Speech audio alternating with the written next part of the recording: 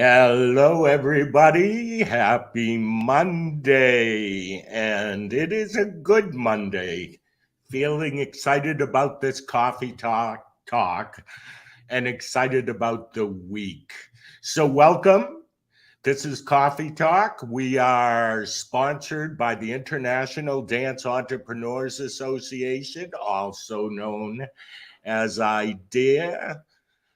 Together, our organization focuses on business growth, mentor, leader, teacher within the classroom, and consistent support.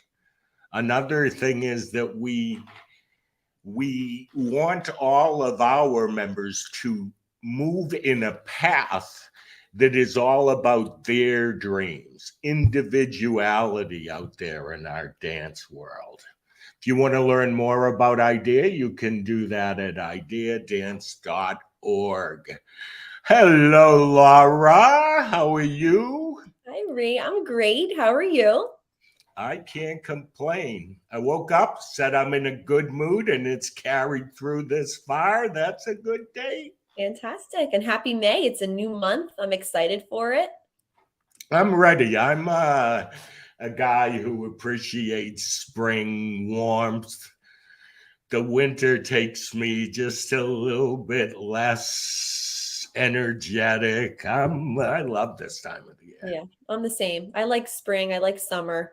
I mean, right now we're in the thick of it at the dance studio. Like I'm sure many of the people who are listening, we're in recital and competition season. So, but it's all good. It's all good.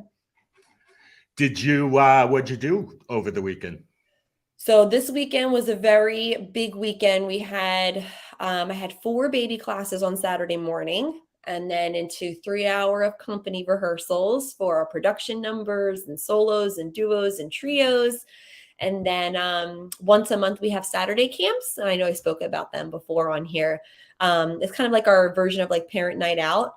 And this time it was Pop Diva Dance Camp. And it was a lot of fun. And we had 20 little campers there, and they painted, and we made necklaces, and we danced. And it was a fun time. As they're leaving, the mom's like, when's the next one? I'm like, oh my God, it's competition season. I don't know.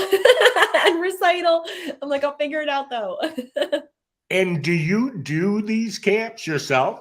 I do, actually. I probably could hand it over to somebody on my staff, but they're fun and they're very easy for me. It's like you go in and the kids are just excited to like dance and move. There's no pressure to like teach a certain curriculum. It's just like a fun street jazz, hip hop. I kind of do like a mix and freeze dance, and then it's just like snack and crafts. And I grew up as like a campfire Girl Scout. So it's like and my mom was a Girl Scout leader. So I feel like it's maybe in me, Ree, to like organize and, entertain in that way. So yeah, I actually enjoy doing it, and it's very easy. I have a helper. I have a senior girl who helps me, and she's really good with like, little ones and babysitting and all of that. So we have it down to like a science, her and I, and we enjoy it. I want to say that I didn't ask you the question because I was surprised. I actually think when it comes to events like that, if the owner is the personality behind the event, that it's very good for business. It's very good for camaraderie and building relationships. And I will say too, like my studio has grown to the point now where I don't teach everyone. I don't teach even siblings. Some siblings don't even I don't have maybe one sibling or the other. So the camps also are a great way. And I go in and I see everyone and they all know my face, but to be able to get kids from different classes that I don't teach, and then I see them the next Monday and I'm like, Evelyn, how are you? She's like, oh, I saw you in camp, Miss Laura. So it's, even though she's not in my class for the year, I feel like they still feel connected to me, and I enjoy that part of it. I feel like that's a nice I don't know, that's a nice relationship builder that I don't necessarily have from week to week with all these kids. So I enjoy that too. I'm with you on that. Yeah. So today we're going to hang out with Michelle, who's from Danscend, and I think have a really important talk. What are your thoughts when it comes to the kids in the studio and mental health right now? I feel like that is probably one of the top 3 stressors of dance teachers and studio owners for this season. I know we were speaking prior to this coffee talk about it. And for me, as a studio owner, we were kind of saying like they were going up a mountain and we finally got out of COVID and we were so excited and we were back in the studio. And then I feel like the excitement kind of went to, wow, but that was really hard. Wow, I missed out on so many things. Like this whole like almost they needed a minute to like comprehend what happened and their feelings for it, and now they're trying to like weed through it a little bit. That's what I see with my dancers and my staff too. Plus, I feel like they have more pressure now. Oh, 100%. Whether it's social media, it just seems like we could escape, or at least I could go and escape. I don't feel like kids have an escape. I hope dance is the escape, but I think that how they are in dance has an effect on their it is a reaction to their mental health, their mindset. Yes. Okay, we're going to talk a lot about this. So I'm going to ask our viewers to comment, tell us where you're from, who you are. We'd love to hear from you throughout this broadcast. Also, if you have any questions, we'll take them and talk about them. Yeah. So feel free to do that. In the meantime, I need to go over here. I'm going to share with you a commercial for the Dance Life Teacher Conference and the Soul Dancer Conference. We are just about 90-something days from the start of the 2 events. If you are thinking about coming, I promise you will be inspired. And think about your kids who've been competing all year and sending them to a totally non-competitive event that's focused on them, focused on their individualism, focused on the journey that they want to take. No comparisons, no numbers, no nothing. Consider coming to Soul. See you on the other side.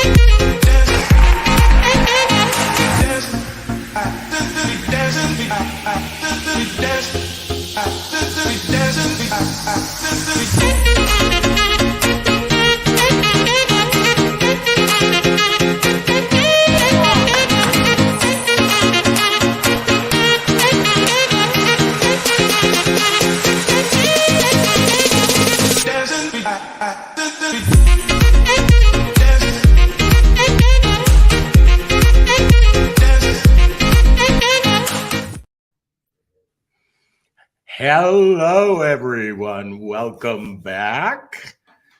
Welcome, Michelle. Thank you. I'm glad to be here. Michelle, tell us a little bit about yourself, how you connected to dance. Well, I started out dancing when I was 3, as many young folks do, and then got seriously into ballet when I was around 12. Went to ABT in New York when I was 13. Got my first professional contract with Richmond Ballet. after high school, danced for ballet companies for about 5 years, and then found musical theater where I like totally fit in a little bit more. Oh. So I danced on Broadway for about 9 years, actually 8 shows a week for 9 years. Got to do some amazing, I got to play Ariel and Little Mermaid on Broadway, Hope Harcourt in Anything Goes. Original cast of Mary Poppins, Babette and Beauty and the Beast. So it was really fun. Then I moved to LA, did some commercial dance, danced for the Fray, did some music videos, TV kind of thing. But I've always been super nerdy about education. So in 2014, I ended up finding a college out here. Now it's called Hushin College, and started teaching in higher education. Ended up getting my master's in business.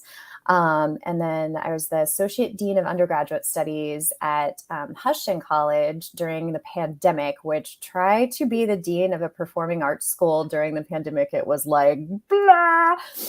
And then we were looking for resources for our performers, specifically our dance school, our commercial dancers. And we were looking for mental health resources that were dance specific and just couldn't find any. So I started working with the chair of the dance department at that time, and finding some psychologists, psychiatrists, LMFTs, and we just started creating dance specific mental health resources. So thus Danscend was created. We didn't start the actual company until about a year later because we wanted to do research and like really work with mental health professionals to kind of make sure that we were providing like the best resources and like up-to-date information. So we created Danscend, which provides mental health resources for dancers, but also, more importantly, interestingly enough, dance educators. So that's the short version. That's an amazing journey. Can I just say that? To go from professional ballet to Broadway to like you have the legacy that like dancers dream of when as far as professional performance. Like that's amazing. I'd like amazing. I have to say that was a pretty impressive resume. Yes. I didn't know that. Yes. So Wow. good for you, bravo. Mental health. So I feel like growing up, we talked about this a smidge before we started. If I was a guy who was, I'd say bullied is the word because I danced. Mm-hmm. And let's say I had on that day experienced that. If I walked into the studio and I said, I'm kind of depressed because I got bullied, which I never, ever said. Okay. Yeah. The teacher would say to me, suck it up. I don't mean that in a bad way. I don't think they meant it in a bad way. Yeah. Because you use dance to distract yourself, which is great. Release all the energy, emotions, feelings. I get it. And now I look and I see that mental health in our classrooms, what's going on in the minds of our dancers, seems to be the number one, if not at the highest, issue that studio owners and teachers are dealing with. Our kids are overwhelmed by life and everything being thrown at them, whether it's social media, electronics, school, commitment to dance, all the other things. How do we make it so people don't think anymore to tell kids to suck it up? How do we make it that we start to think, I can help these children. I want to understand better what they're going through so that I can act accordingly as a mentor, leader, teacher to give them what they need? So that was a long ass question. No, it's good. Well, I think the first thing is kind of knowing where we are. One of the first things I did when we started Danscend was I got certified in youth mental health first aid through the National Council for Mental Wellbeing. And now I actually teach it. But one of the staggering statistics that we found, like one of the first things we learned, is that 1 in 5 young people will experience a mental health challenge in their lifetime. So if you're looking at a classroom of 20 kids, you've got 4 of them that are going to be experiencing. So the definition of a mental health challenge is something that impedes the rest of your life, right? That stops your sleeping, stops your eating, your social relationships, your ability to cope with everyday stressors. Now that is what I like to call muggles. But Minding the Gap, which is this great organization founded by Kathleen Gaines, did a survey in 2017 of dancers, specifically dancers. And now this was a self-selected survey of about 899 dancers, but 75% of those dancers said that they had had a mental health challenge in the past 5 years. Wow. So we have 75% of these dancers are struggling. And also in that same survey, 44% of those said they would not reach out to a dance educator, a parent, or a friend to tell them that they are struggling. So we're in a space where we have a lot of kids that are really struggling right now, who don't feel like they have a place to talk. So the first thing, you can do is just ask how you are. Like dancers, we don't talk a lot, right? I could go, like when I was young, I could go like a week without talking to an educator. I would just go in, stand at the bar, do some plies, like do whatever they say, and then leave. So like a simple thing dance educators can do is I do like a slate in the beginning of class. We sit around and I say, tell me 3 words that describe how you're feeling today. Name, pronouns, and 3 words that describe how you're feeling. Even those 3 words can give you a really great idea of how your students are. And it's also just saying, hey, it's okay to have feelings. Like 3 words say, like you can say I'm yellow and I'm, anxious or whatever. But also make sure if you're doing that, if you're a dance educator, make sure that you say your words as well. Because you having feelings says it's okay for them to have feelings and to express them as well. It doesn't have to be like a deep conversation. It can be, but even a simple check-in can make a huge difference. I like that. I like that 3 words. Because like you're saying, because then you can kind of take the temperature of the room. Mm-hmm. And then if you feel like if you need to take it a step deeper with them, because maybe something's a little worrisome across the group and you need to have a discussion, well, then you can. But if you feel like you want to just leave that on the floor and then proceed forward with class, you can do that too. But at least it opens that door for that line of communication to even happen. Because like you're right, because as an educator, like I go in there and I'm like you heard me before, it's comp season. So I have my 15 things I got to accomplish with this class today to get them ready for next weekend, but you are dealing with human beings, you are dealing with people, right? These are young people that we are helping grow and mature. So I feel like that check-in, that's awesome. That's a really great tool. I feel like we can all use in our classrooms. Yeah. It also though, so I feel like some educators can be kind of worried about opening that can of worms. You know what I mean? Like you don't want to start talking about mental health because I'm not a mental health professional. It is completely okay, because I'm like a fixer. I want to fix everything. Like when somebody tells me a problem, it's completely okay to say, if someone comes to you and says they're having a challenge, to say, I hear you. That sounds challenging. What can I do to support you? You don't need to fix it. Like you don't need to be a therapist. And if you have a student that's like struggling specifically, reach out to us, reach out to an organization. Like you can refer them to resources. You don't have to fix it. It's right. just often what they need is for you to just listen. Mm-hmm. So I want to ask you this. If I'm a studio owner or a teacher, and I'm worried that if I sit down and what I would call hang out with my kids in the positive sense of the word, but they're paying me for a 1 hour class and they're not moving. We're just talking. And I'm afraid parents would get upset with me if I do that. What's your response? Sure. So we've actually done a good amount of like looking into research on high performing young adults. Because also like talking about mental health, some teachers are like, oh, you feel sad, sit down, have a cookie is not going to get them to be a good dancer. But the high performing and the highest performing young people have been found to have high levels of expectation, right? But paired with high levels of perceived support. So dancers are not going to achieve as much as you really think they can, or as much as they could, if they don't feel like they're supported in an ongoing way from their dance educators. So even taking 5 minutes at the beginning to show that you're supporting them, to check in, can actually help them perform at an even higher level. I 100% agree with that.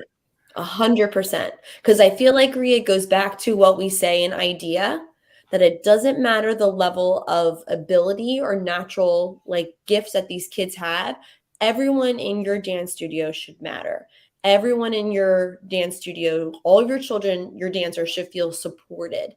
No matter if they're winning first overall over and over again, or they're not even making top 10. Or they're just my 8-year-old who's figuring out, like you're saying, that shuffle ball change. To me, they all matter. And I feel like it's important having a staff where it all follows that too. And that comes like from the top going down, right? But that's so interesting. And I also found it amazing about out of that 899, 75% of them, that rocked my world. But I feel like I wrote down perfectionism. Don't you feel like in dance in particular maybe over other sports? I've never played other sports. I was a dancer my entire life. But I feel like with dancers, there's this level of perfectionism that we put on ourselves. And I think there's like an industry standard too. But I also feel right now, because there's so much social media and TikTok and Instagram, and you're seeing dancers who are like my girls in particular will dance maybe 10 plus hours a week, maybe less, my senior line. But when you're seeing videos of dancers who are homeschooled, who are dancing 25, 30 hours a week, and they are doing these amazing, crazy things. And then I feel like there's no filter for them sometimes. They're like, well, I should be able to do that. And I'm like, she dances in a week what you dance in a month, though. So you have to be firm with, you have great training, you have great skills. You can't compare apples to oranges. You're not training in the same way, because my kids are in AP classes and they have expectations at home grade wise, what they're supposed to do too. But I feel like it comes back to that like perfectionism. I see that a lot in dancers, more so than even my husband, who's like played sports, and hearing his friends talk. Like the way dancers speak is just that perfectionism, it's just the word that just keeps popping up in my brain. Perfectionism. It's just so strong in us. Yeah. Oh my gosh. Okay. There's a lot in that. Okay. I'm going to tell you 800 things. First of all, I will say Danscend works with schools like that I believe you are describing, one of them specifically in Orange County, who has a lot of dancers that are homeschooled, that are literally dancing in a warehouse for 10 hours a day, who have their own challenges. Yes. Which are very different from well-rounded students, like who are struggling with their identity outside of dance because they don't have the time to create their identity as a young person created with anything but dance, right? So that's a whole other challenge. But perfectionism, unfortunately, is rampant in the dance world. First of all, because as a culture, we support it, right?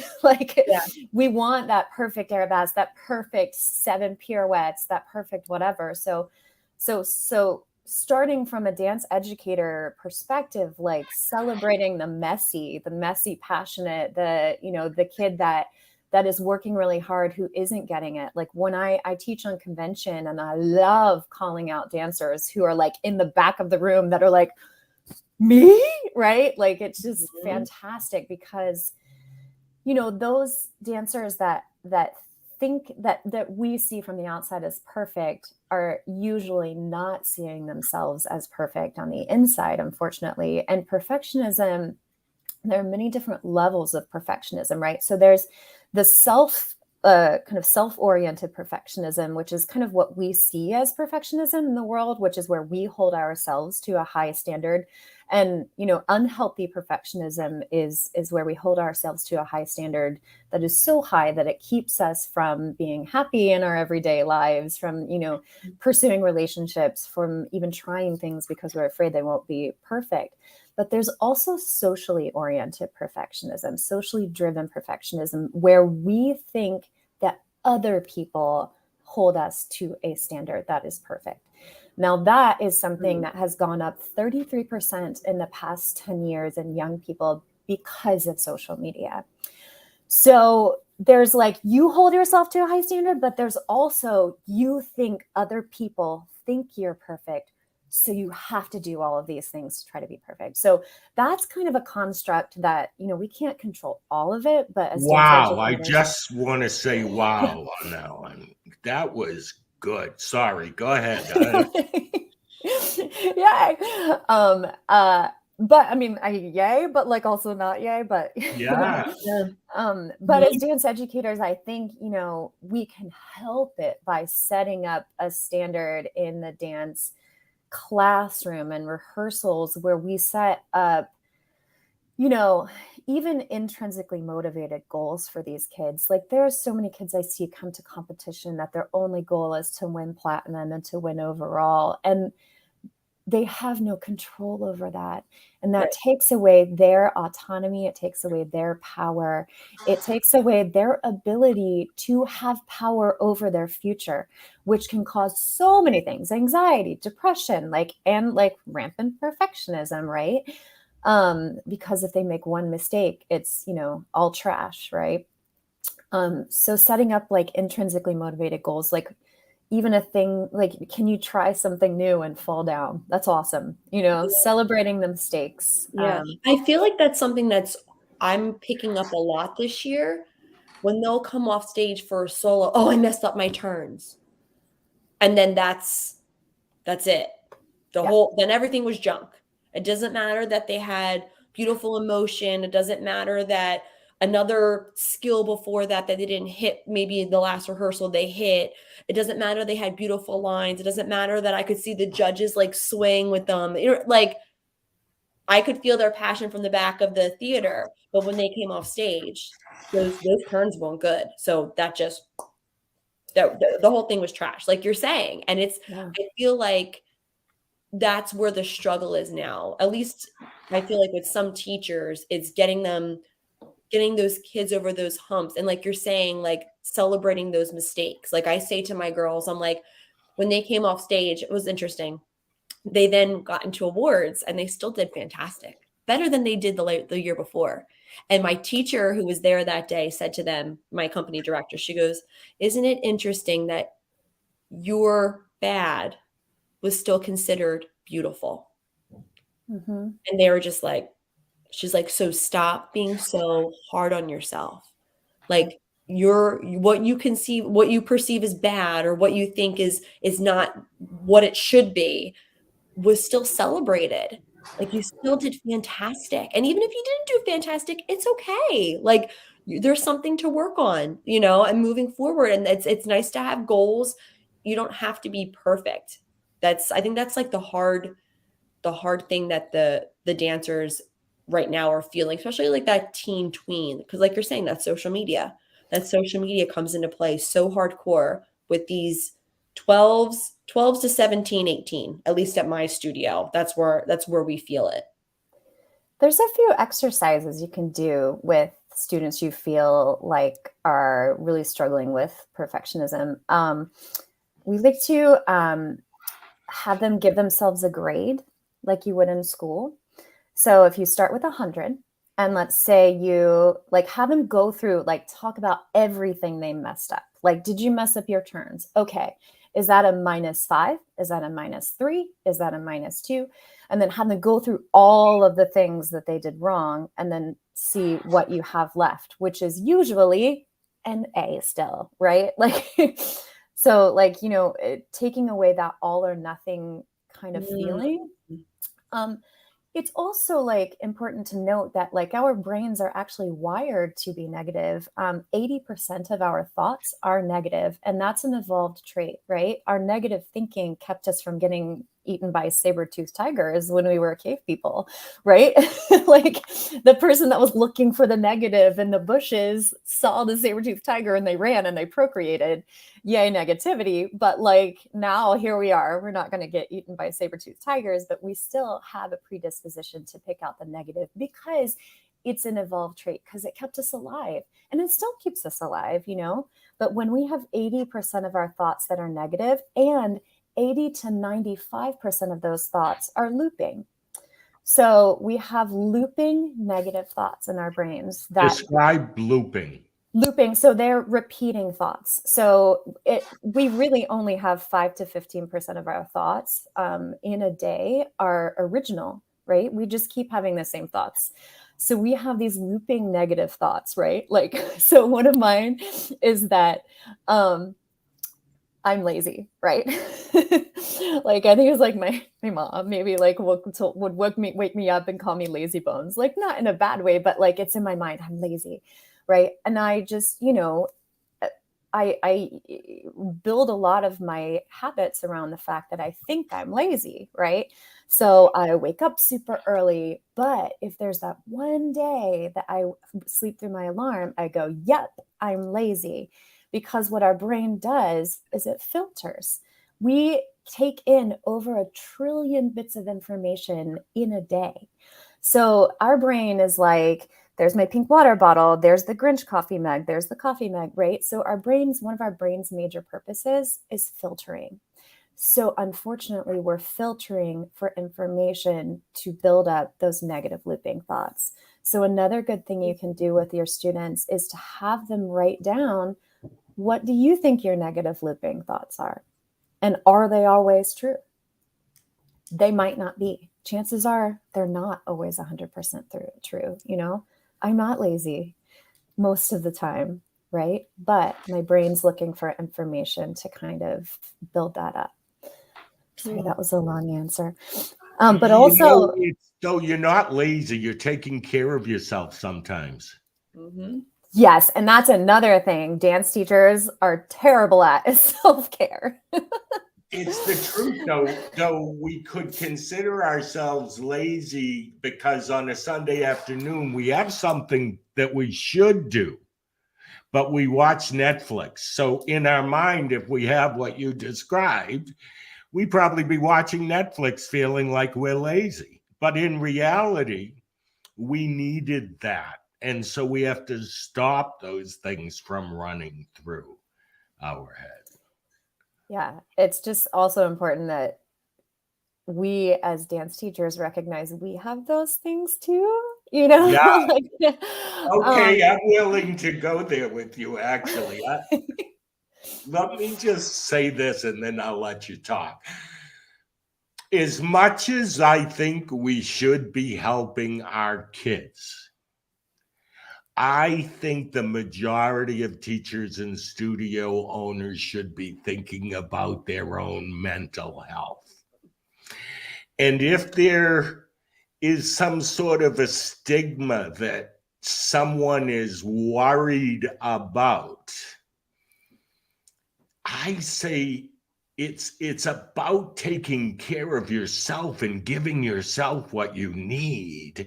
And if someone knows that you're pursuing counseling or someone to talk to, you're really setting an example for those other people that it's okay. Even I need this. It's like dance teachers need this too. Will you talk about that a little bit?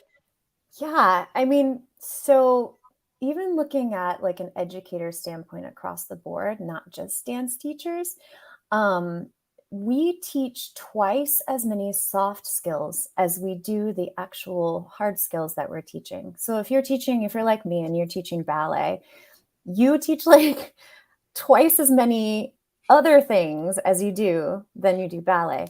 How to respond to conflict, how to teach, how to speak to people, how to treat yourself, how do you do all the things, right? And because our dancers usually are spending more time with us than like their parents, we are often the number one influence in their lives.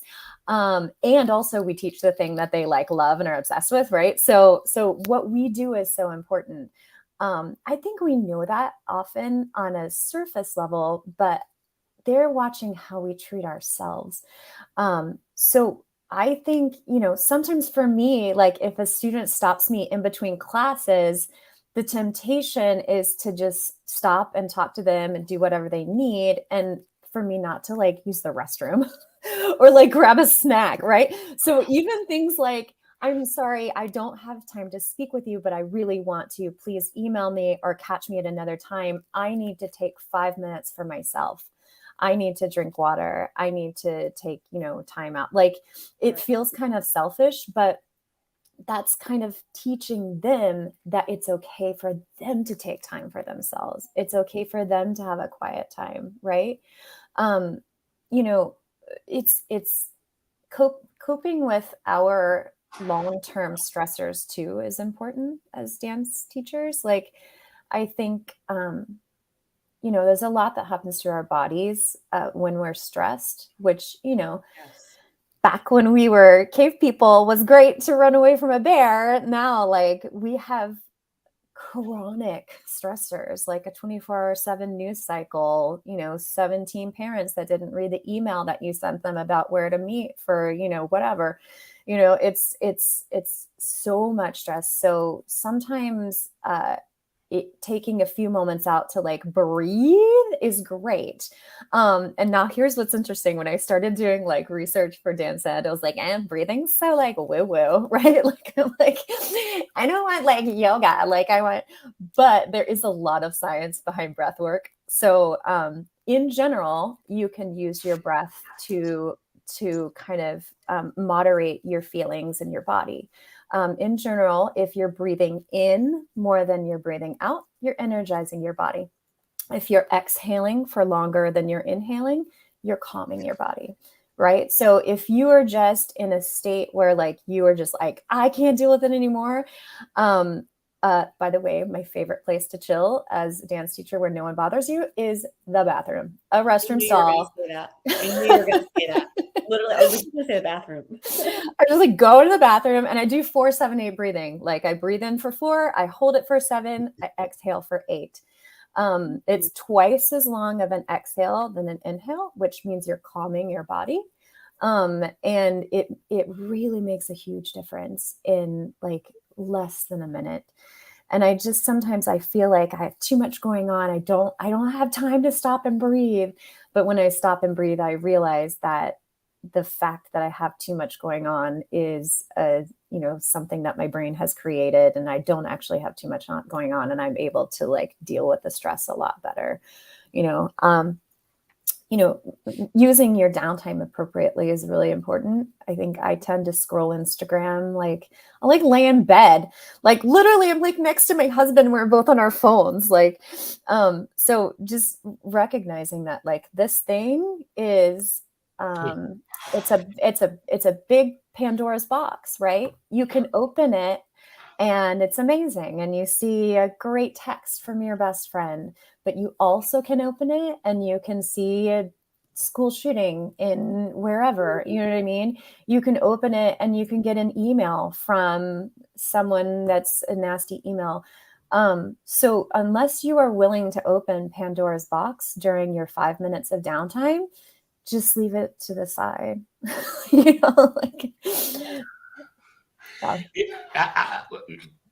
going to tell you something funny. I took this like full day course right around New Year's It was a Friday, and the guy who I was taking the course from, it was a virtual course, said, "Where is your phone?" And I said, "It's next to me." He goes, "You have to shut that off."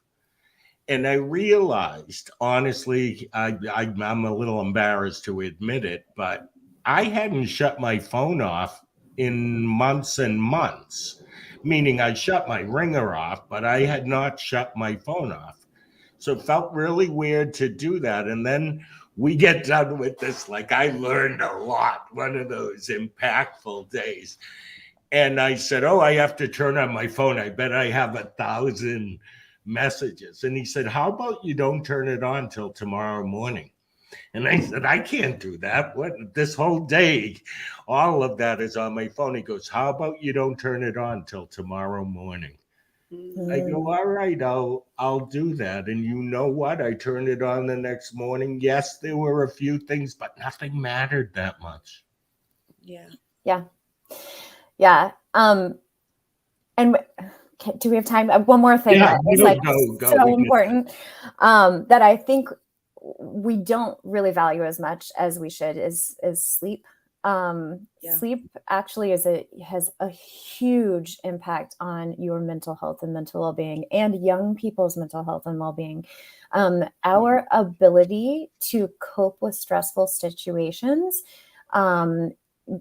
significantly decreases after we go below 7 hours of sleep.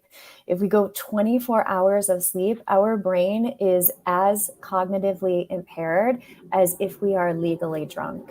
And I know that we go to these conventions and these competitions that are like 24/7. No, I mean, not that one, but you know what I mean? I'm not calling out anyone, but like, you have awards at midnight and then the next like competition starts at 6:30 or convention starts like if you're not sleeping, you're basically showing up for your young people drunk, which is like the same thing.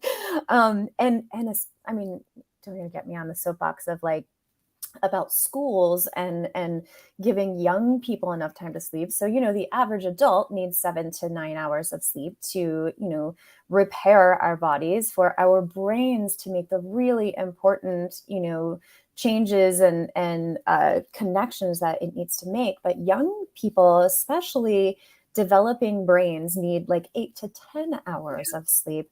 And they're not getting it because we're asking them to go to school at 7:30 in the morning. And then they get done with their extracurricular activities at 9. And then they've got, calculus homework. Right. The death rate there was a county in, I want to say Wisconsin or Wyoming, one of those W states. There's a county that recognized this and changed their high school start time an hour and a half later. I think it was 7:30. They moved it like 9:05 or something like that to start school. The death rate in the county dropped more than 50%. The youth death rate, 18 and under death rate dropped. Do you know why? Because the number one cause of death for teenagers at that time was traffic accidents. So they were not driving. Yeah, they were not driving like on like less sleep than they need. So we look at these dancers and we're like, why aren't you, able to improve? Like, why are you, maybe not listening in class? Where are you, chances are they might be sleepy, or they also might be stressed. Like so many things happen to our bodies when we're stressed. Like, our pupils dilate, we're not able to see in our peripheral vision. That's like, portrait mode on your phone. So if a dancer is not like in line where they're supposed to be, if they're not seeing their fellow dancers, then they might just be having an acute stress response.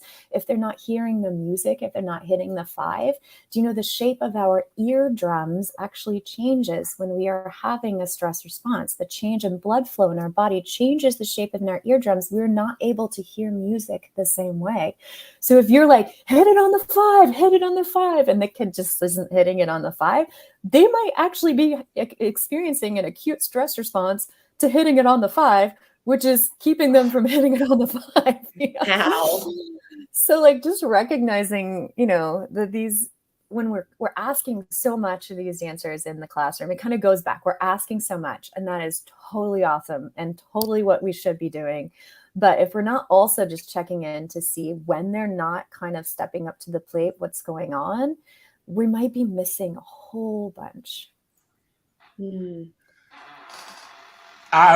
may think I'm a nerd, but I love this discussion so much, and learning the facts and the truths that you are sharing.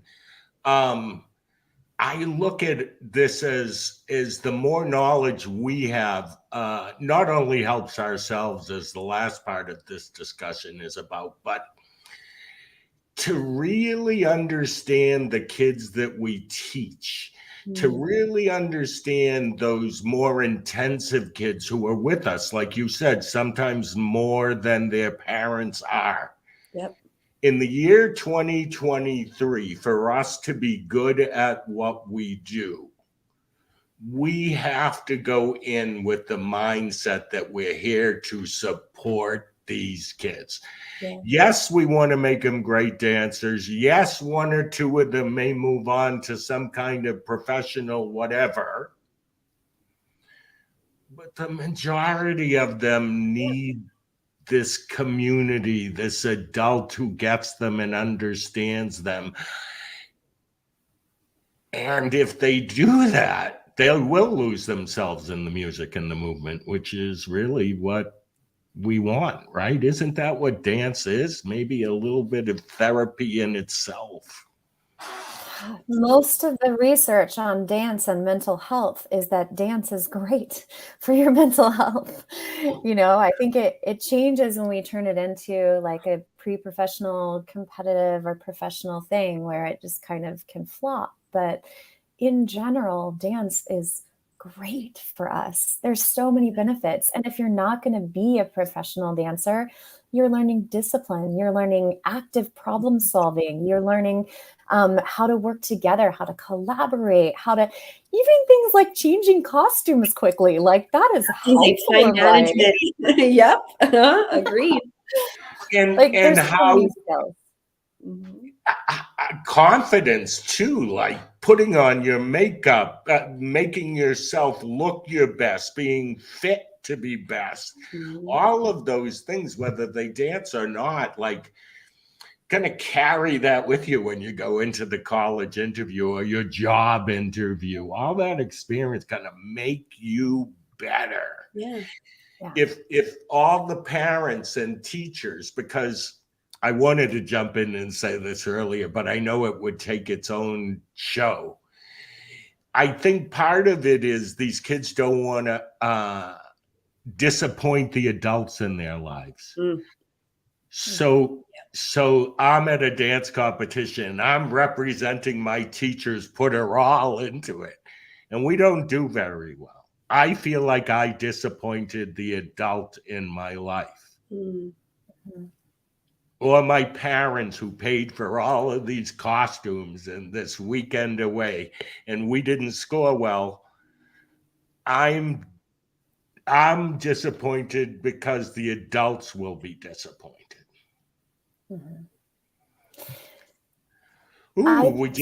Sorry, I went off on a tangent. That's actually a really good point.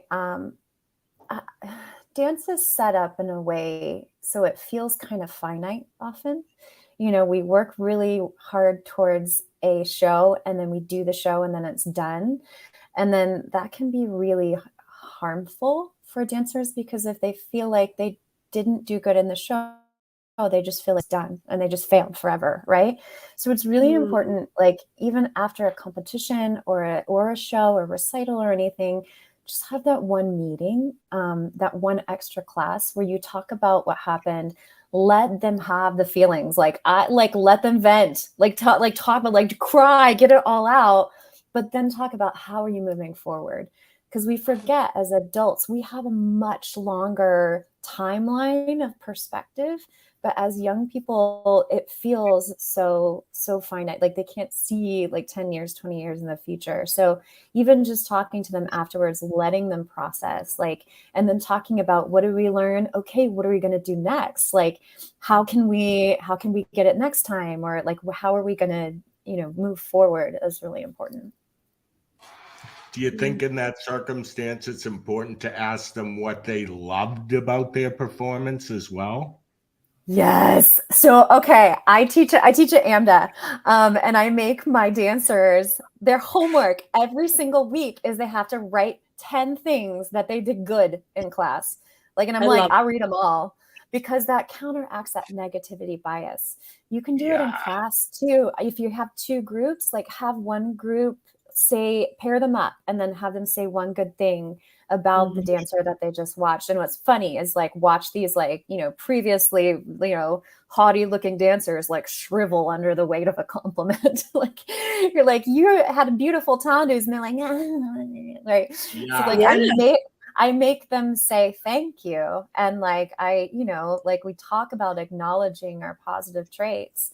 And how hard it is. And it's something we need to work through because in order to really stay positive, when we have a negative, like kind of leaning brain in a negative, like centric industry, the more positive we can stay, the healthier we're going to be mentally.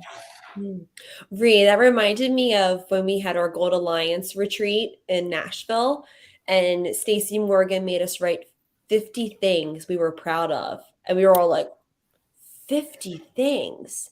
Like how? There's not 50 things. I remember we sat there for like 15 minutes and I really had to like dive deep because I feel like, and again, it's probably like the dancers in us. You think of, I think we use the example all the time about the recital. You have 100 people attend the recital and 99 love it. And then one's like, oh, that lighting was really off, or, oh, that one routine, that choreography is a little weird, and like, that's what sticks in your brain. It's not the other 99 that were like, that was the best show. That was fantastic. That was so, like my daughter was beautiful up there. Thank you for making her feel the way she did. Like your brain goes to negative. I think we do that because I know this, I don't know why. And again, this is another show. Our mind isn't sure it believes the 99. Yeah. I don't know what that is, but like, oh, they're just being nice. We almost think the one who bitched a little was right. Yeah. Now, I don't know why that is, but I'm telling you because your example, Laura, is one I hear often in our field. Yeah. I'd like to figure out why we just simply brush off so it's like this. I've said this before. Oh, your hair looks beautiful today. And they go, you don't think it's too short? I've learned that even if I don't believe it, I say thank you. Yeah. Yeah. It took me until the last 4 or 5 years to actually comprehend that. I always thought it was better to be humble and not say, oh, you love my shirt. I do too. Yeah. It's society, I guess. Yeah. I think it's what comes down to what you're saying. It's like we're taught to be humble, I think. And I think that is like a dancer thing. Like, oh, thank you so much. Like, but I think there's maybe a line that sometimes you don't know where to cross, where it's being like proud and humble, and that line in between there. You know what I'm saying? Not being too prideful, but also I think you should take pride in things that you do well. If you have a piece that does really well choreography wise, and someone comes up and congratulates you as a choreographer or studio owner, thank you. We worked really hard on that. That's what I've learned to say. Thank you. I'm really proud of my dancers. We all worked really hard on that. Instead of being like, thanks, but that was a little off. Like, following up with like, but like taking the but out of it, like you're saying, Ree, Yeah. Well, and it also like is a less uncomfortable situation on the opposite side, right? They're like, when you say no, like, and you negate like what they're like, oh, good job. And you're like, nah. And then like, oh, okay. That way. Yeah. They're like, but I did like it though. Yeah. Yeah. But if you're picking out the one negative thing that out of 100, right? Like remember your brain's job is to filter, right, for proving what it's thinking as true. So the question is, like, were you thinking that was an amazing show, or were you thinking, I think there has to be something wrong with it? What was wrong with it? This could have gone right, this would, right? So like, so if you're focusing on, I think focusing on the positive, it's much more difficult than many of us realize. And it also, starts too with, and don't even get me started on bullying. I can go a whole I feel hour. like we're gonna do this again, and we're gonna Yes, do it 100%. again soon. But go ahead, finish your thought. If it can start with how we treat others, right? So I like to, kind of, when I'm even walking through life, like, look at people and pick out good things about them, right? You know what I mean? Like, rather than like, oh, what is she doing, right? Like, so the kind of the dancer mindset is like, oh, well, that arabesque was, it was too low, or that wasn't turned out, because we're busy picking out the negative in other people. It can be a good gateway kind of habit to start, like, kind of finding positive things in other people and giving random compliments. I love the awkward random compliment in a mall. Like, I will stop an old lady and be like, your earrings are great. And then it's like, but it's great for your brain, because we're retraining these synapses to find positive and to route away from that negativity. Yeah. And I think you can pull that as a studio owner and teacher into those long competition weekends. When I see a fabulous routine and we're watching from the wings and those dancers come off, I purposefully, my girls will be like, great job, great job. I'll say to them, ladies, that was beautiful. Who was your choreographer? And they'll say it's Mr. or Mr. Da-da-da. I said, please tell them I'm the owner of Libra. That was fabulous. Absolutely fabulous, to keep up the good work. And I make a point to do it right in front of my dancers, because I want them to see, I, as a choreographer, yes, we're competing against each other, but I can still say to them, that was fantastic. Like, that's amazing. It doesn't have to be so cutthroat. Like, it doesn't have to be like that. I, as an artist, can look at something and say, that was fantastic. And what you're doing at your dance studio is incredible, because that's what you're putting out into the world, art like that. And I think it's important for us teachers and our studio owners, like I said, to do that in front of our dancers so that they see that culture starts to go through the studio and flow, because I can see it in my senior girls, but I have to start doing it more with my minis and my juniors so that they understand that, and they see that.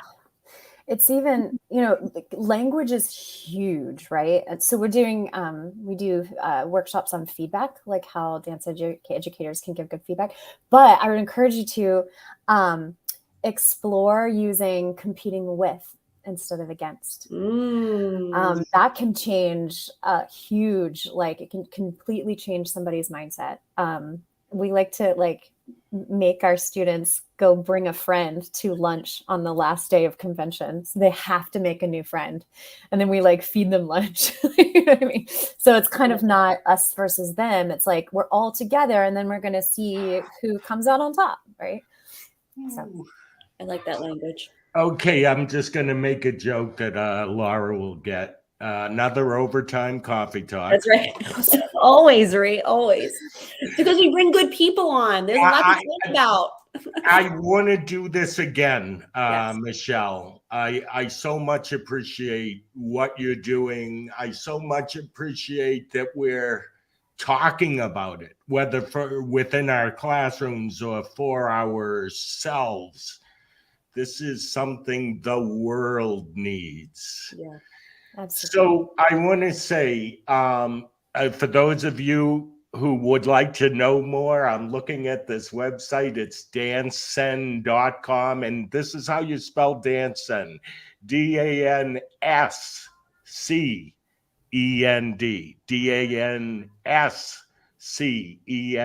Danscend.com. There's some really cool stuff on the site, including 12 months of mental wellness in the studio. That looks like a free item for everybody. How cool is that? Michelle, you're doing great things. We support you 100%, and let's keep talking about this, okay? Thank you so much. You're both fantastic. Thank you for everything you do in the industry. That's awesome. Thank you Thanks. for coming on. This was amazing. We hope to have you back soon. Yes. Thank you. And all of our viewers today, and as you watch it on demand, thank you for being with us. And let's lift the stigma. Let's do it together. Let us get the help we need, and let us be prepared to be the people our dancers need. Have a great day, everybody. Thank you. Bye. Bye.